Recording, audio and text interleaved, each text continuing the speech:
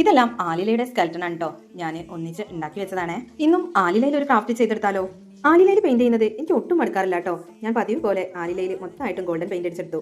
ഇന്ന് വൃശ്ചികം 1 ഇനി മുതൽ വ്രതശുദ്ധിയുടെ നാളുകളാണല്ലോ. അപ്പൊ പിന്നെ അയ്യപ്പനെ സാക്ഷിയാക്കി തന്നെ ഒരു വർക്ക് ചെയ്തെടുക്കാം.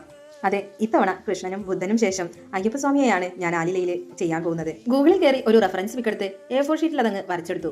ഇനി ഇത് ആലിലയിലേക്ക് ട്രൈ ചെയ്തെടുക്കണം. പതിവ് പോലെ ബ്ലാക്ക് പെയിന്റ് ഉപയോഗിച്ച് അതങ്ങ് ട്രൈ ചെയ്തെടുത്തു.